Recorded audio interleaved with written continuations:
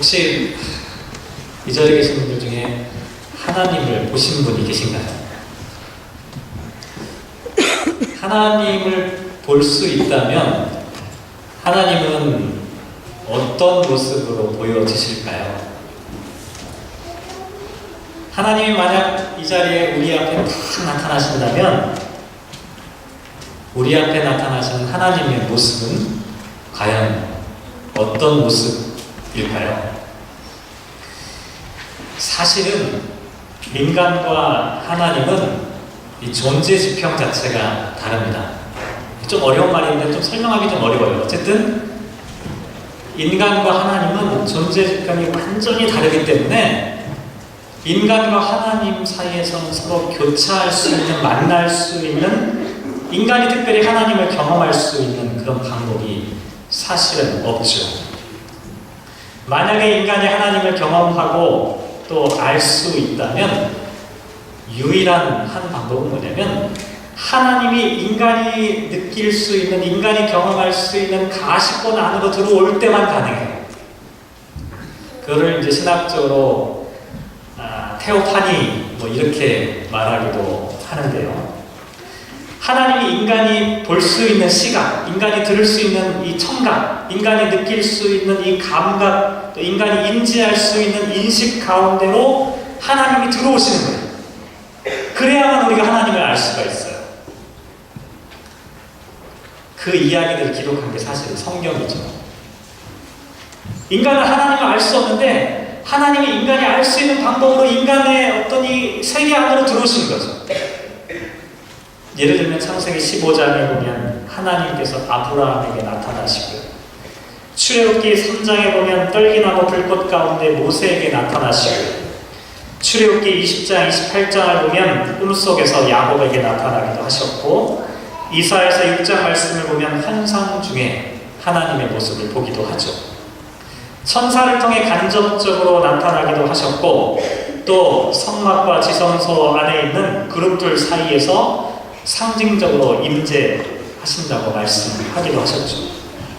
이스라엘 백성들이 출애굽의 여정을 지나갈 때는 구름 기둥과 불 기둥 사이에서 임재하신다고 말씀하셨고, 열왕기상 19장 말씀을 보면 엘리야에게 미세한 소리 가운데 하나님을 나타내셨어요. 성경을 찾아보면요, 셀 수도 없죠. 너무나 다양한 방법, 다양한 모습, 다양한 형태로 하나님이 자기 자신을 나타내시는 거예요.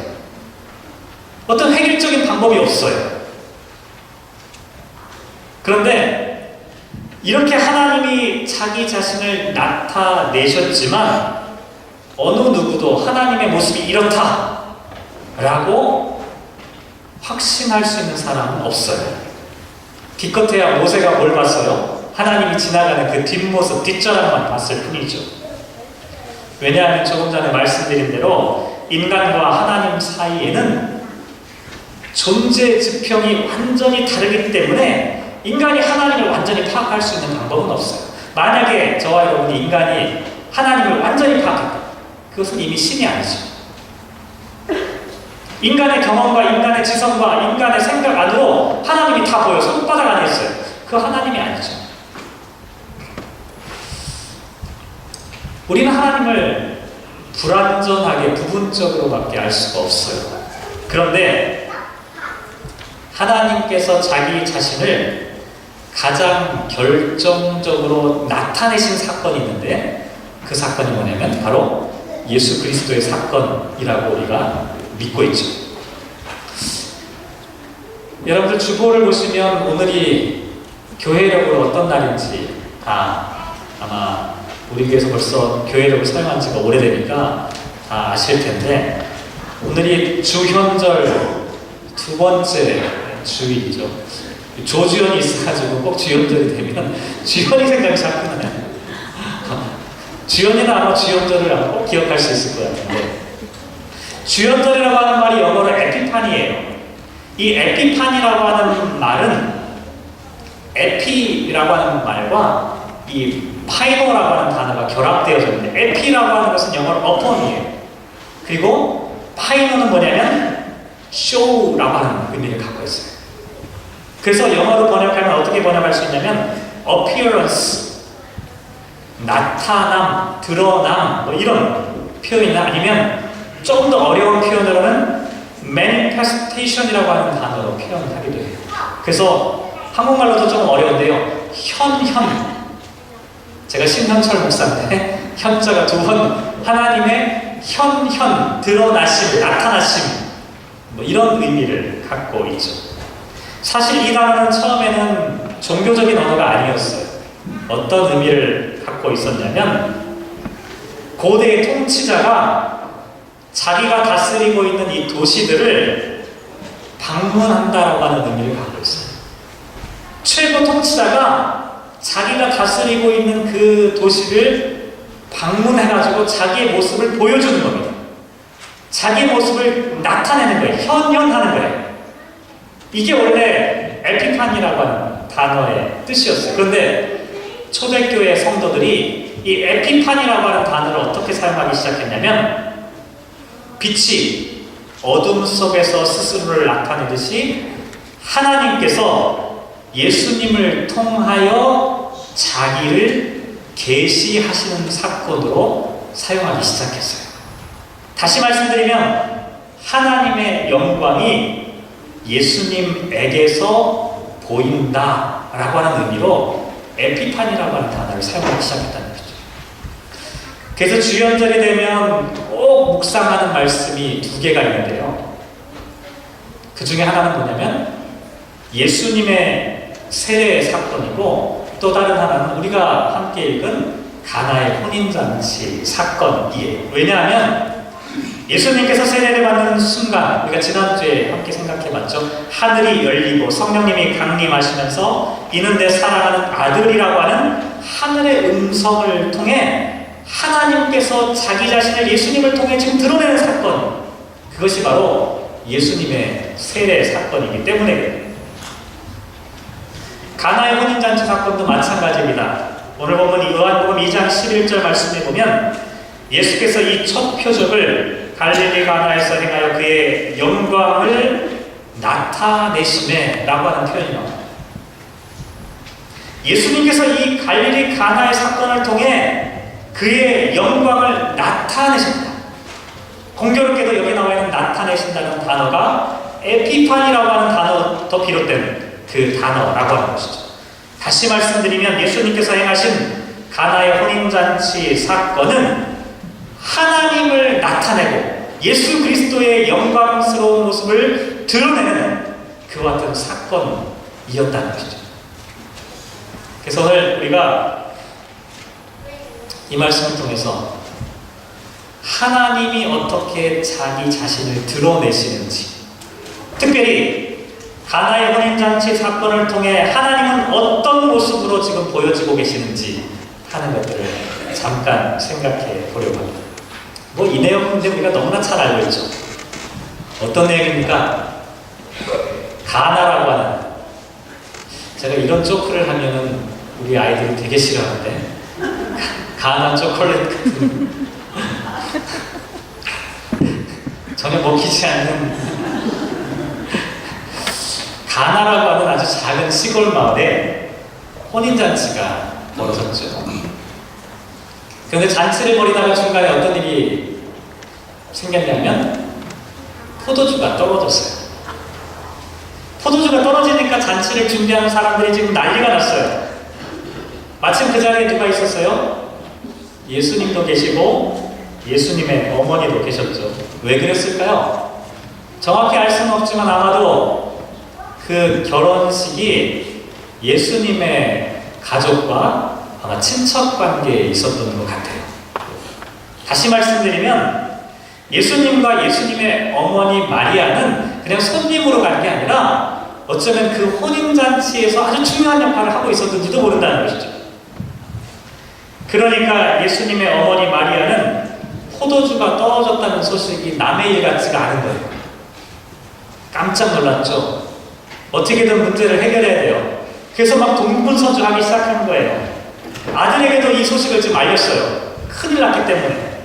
그러면서 하인들에게 우리 아들이 뭐든지 시키면 뭐든지 하라 라고 하는 분부를 하게 되죠. 그러자 예수님께서 돌 항아리에 물을 채우라고 하인들에게 이야기했고 다시 그 물을 연회장에게 갖다 주라고 하니까 나중에 보니까 어떻게 돼요? 물이 포도주로 바뀌어 있었던 것이죠. 우리가 너무나 잘 알고 있는 이 사건. 근데 제가 지난 한 주간 동안 이 말씀을 묵상하다가 어떤 생각이 자꾸 들었냐면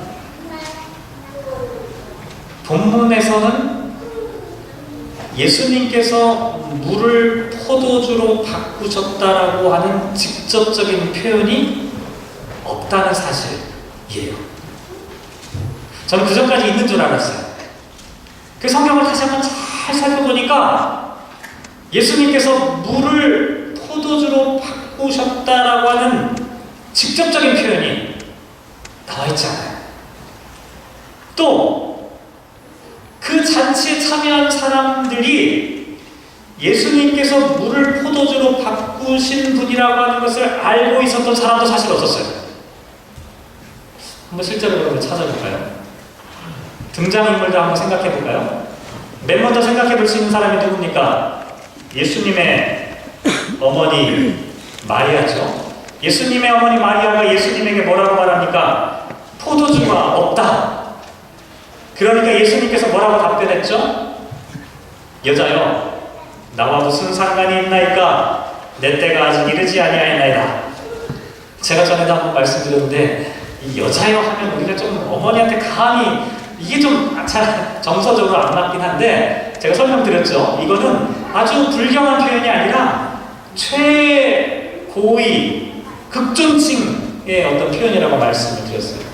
그러니까 어머니가 지금 막 발을 동동 구르면서 포도주가 떨어졌는데 어떡하니? 라고 얘기했을 때 어머니 그게 나하고 무슨 상관입니까? 제가 할 수 있는 일이 그리 많지 않습니다 라고 하는 어떻게 보면 완곡하게 어머니의 부탁을 거절하고 있는 모습이라고 할 수가 있겠죠. 물론 그 다음에 보면 어머니 마리아가 하인들에게 뭐라고 얘기하죠? 무슨 말씀을 하시든지 그대로 하라 이렇게 이야기를 하죠. 그런데 맥락을 잘 한번 생각해보면 이런 거예요. 지금 혼인잔치가 파국에 이르고 있잖아요. 포도주가 떨어져 버렸으니까 잔치가 끝나버릴 위험이 있는 거죠. 그러니까 어떤 일이라도 해야 되는 거예요. 더군다나 이 혼인잔치의 주인공으로 함께 참여하고 있는 예수님의 어머니 마리아 입장에서 보면 뭐라도 해야 되는 상황인 거죠. 그러니까 이 아들이 뭘 시키든지 빨리 무엇인가를 해내라고 하는 그런 이야기로 생각해 볼 수가 있었다는 것이죠. 또 이 잔치에 참여하고 있는 사람들 가운데 이 잔치를 책임지고 있는 사람이 누구였냐면 연회장입니다. 연회장도 물이 포도주로 어떻게 바뀌었는지를 몰랐어요. 왜냐하면 구절 보면 그렇게 나와 있죠. 연회장은 물로 된 포도주를 맛보고도 어디서 났는지 알지 못하다. 물로 된 포도주를 맛보고서도 이게 어디서 났는지를 몰랐다는 거예요. 연회장이 어떤 사람입니까?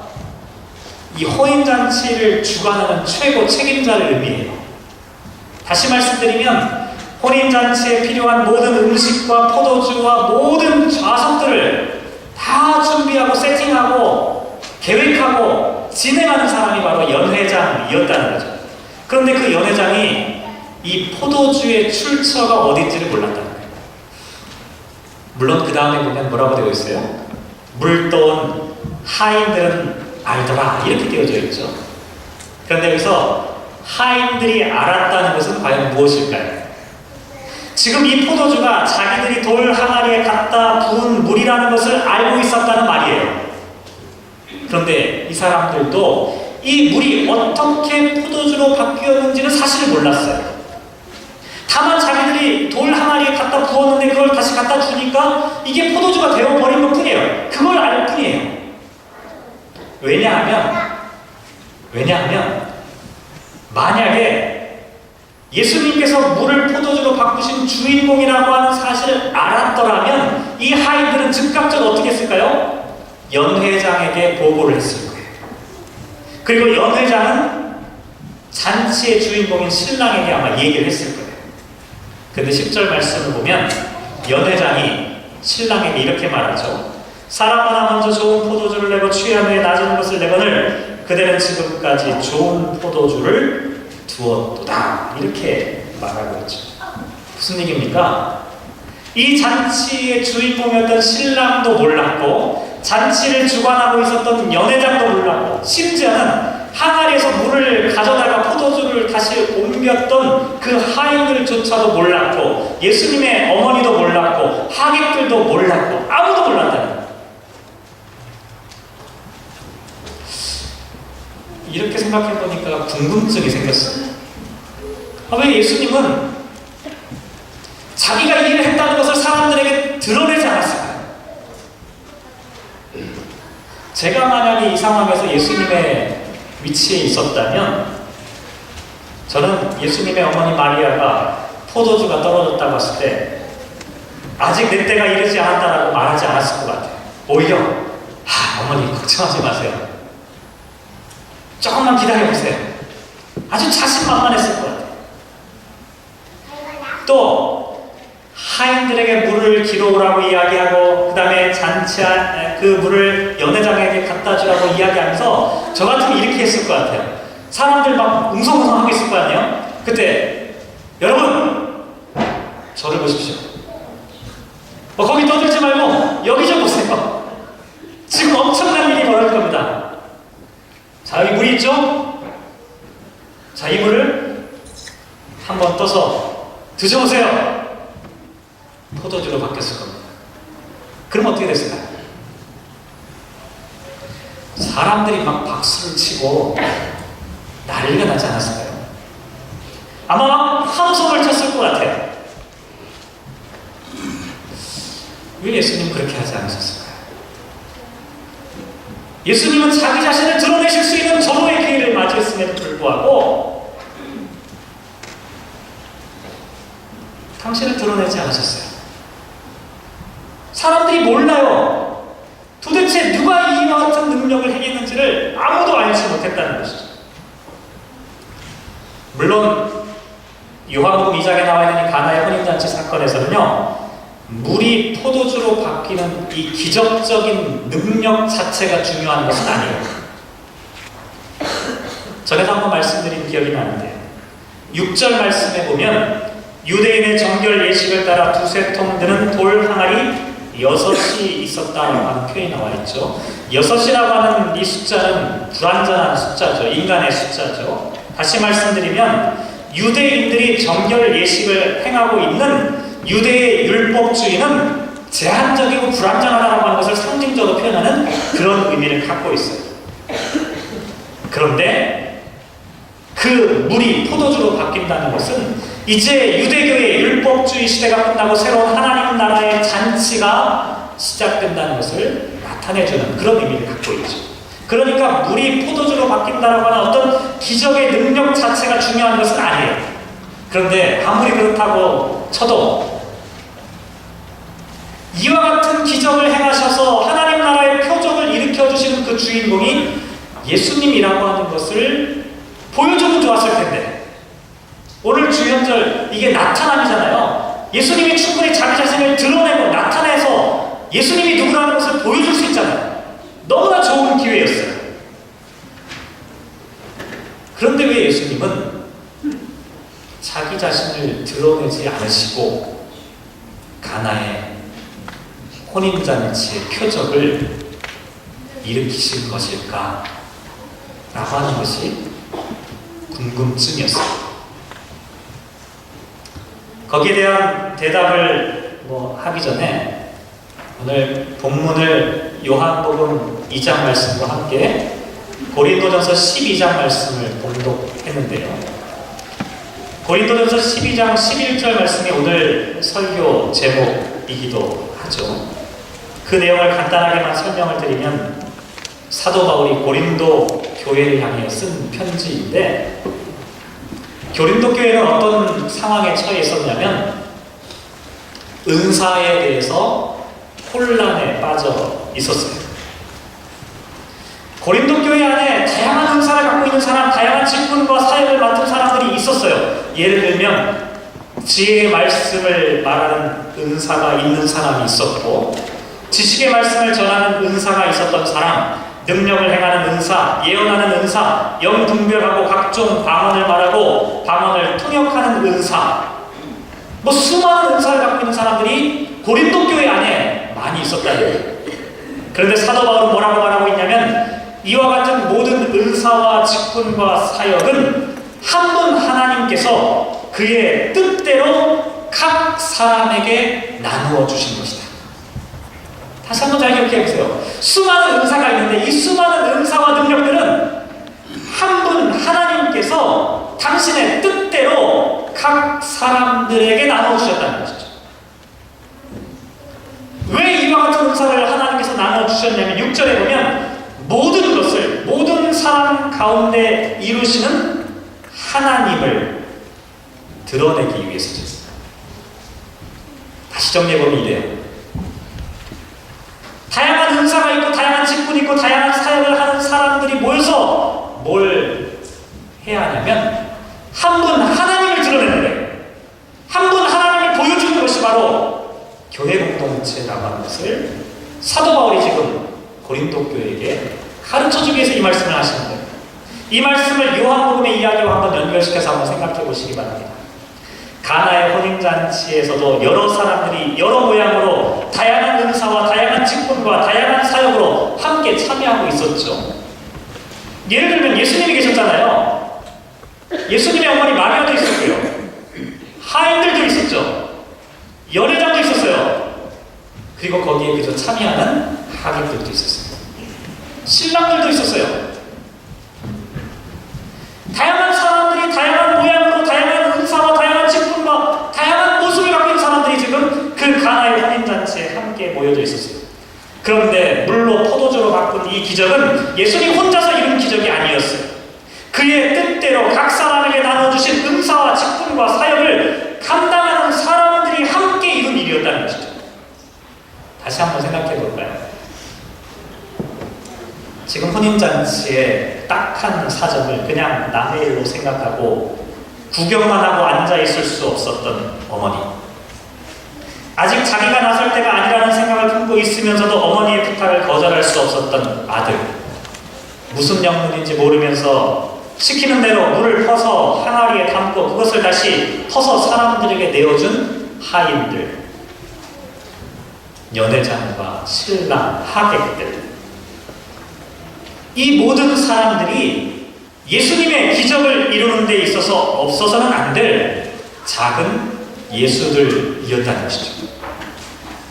지금 이들이 여럿이면서 한 몸으로 움직이는 동안 어느 누구도 알아채지 못한 사이에 물은 포도주로 바뀌어 있었던 거예요.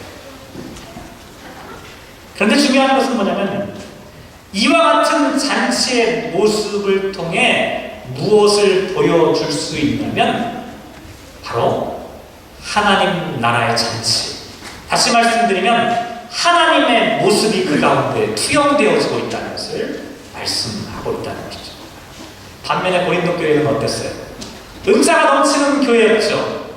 뛰어난 사람들이 많았어요. 직분과 능력을 행하는 사람들이 너무나 많았어요. 그런데 저마다 자기가 받은 은사를 드러내기를 원했어요. 자기가 갖고 있는 직분을 주장하기 시작한 거예요. 하나님의 모습은 오히려 보이지 않는 거죠. 그래서 사도 바울은 이들에게 뭐라고 가르치냐면 은사가 중요한 것이 아니라 그의 뜻대로 각 사람에게 나눠주신 하나님이 보이는 것이 중요하다는 거예요. 한 분이신 성령님이 보이는 것이 중요하다는 거예요. 한 분이신 그리스도 예수께서 그 다양한 은사를 통해 이루시는 그 하나님의 모습이 보여지는 것이 중요한 것이지, 내가 이런 은사를 갖고 있고 내가 이런 능력을 갖고 있고 내가 이런 직분을 갖고 있다, 이것 자체가 중요한 것이 아니라는 거예요. 뭐가 보여지는가, 그게 중요하다는 거죠. 말씀을 한번 정리해보죠. 오늘 이 자리에 참 다양한 사람들이 함께 모여있죠. 나이가 많으신 분도 있고 어린 사람도 있고 남자도 있고 여자도 있고 또 지식이 많은 사람도 있고 지식이 없는 사람도 있고 부유한 사람이 있는가 하면 가난한 사람이 있기도 하고 교회를 오랜 동안 나는 직분을 갖고 있는 사람이 있는가 하면 그렇지 않은 사람들도 있죠.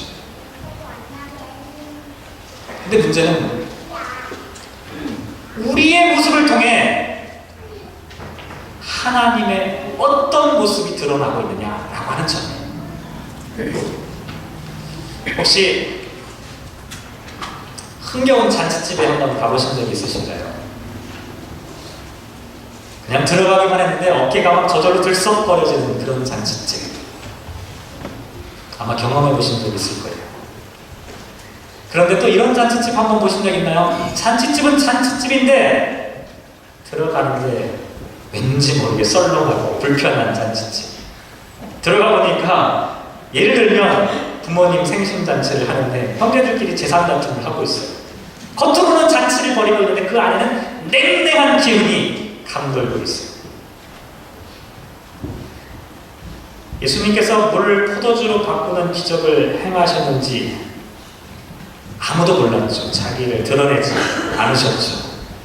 하지만 하나님의 모습을 가장 잘 구현하는 공동체의 모습이 바로 가나의 혼인잔치의 모습이었다는 거죠. 반면에 각자의 은사와 능력은 너무나 뛰어난데 그 공동체의 모습 가운데서는 하나님의 모습이 보이지가 않는 거예요. 문제는 우리의 문제죠. 과연 우리는 어떤 모습이 지금 보여질까? 우리 공동체의 모습을 통해서는 과연 어떤 하나님의 모습이 보여질까 하는 거예요. 만약에 우리 공동체 가운데 어머니 마리아와 같이 예수님께 간청하는 기도를 드리지 않는다면, 하인들의 충직한 순종함이 없다면, 포도주가 떨어졌다는 사실을 알고 함께 노력했던 사람들이 없었다면, 과연 우리 공동체 가운데서 하늘의 하나님의 모습이 과연 보여질까라는 것이죠. 나치의 포로 수용소에서 혹독한 고난의 시간을 보냈던 코리 텐 분 여사의 이야기 가운데 이런 이야기가 있어요. 어떤 기자가 코리 텐 분 여사에게 이렇게 질문합니다. 정말 성령의 모든 은사가 오늘날에도 나타난다는 것을 당신은 믿으십니까? 정말 성령의 모든 은사가 오늘날에도 나타난다는 것을 당신은 정말 믿습니까? 그때 이 코리 텐 분 여사가 이렇게 대답을 했어요. 물론이죠. 성령님은 우리가 아가페 사랑을 가진 정도만큼 우리 안에서 자유롭게 그분의 모습을 드러내시죠. 우리 안에 아가페의 사랑, 하나님의 사랑을 가진 그 정도만큼 성령 하나님께서 자유롭게 당신의 모습을 이 세상 가운데 드러내십니다. 사랑하는 성도 여러분, 오늘은 결론이 없습니다. 그저 질문입니다. 하나님은 오늘 이 세상에 과연 어떤 모습으로 나타나실까요? 우리 공동체는 과연 하나님의 모습을 보여줄 수 있을까요? 이 질문을 가슴속에 간직하고 돌아가시기 바랍니다. 기도하겠습니다.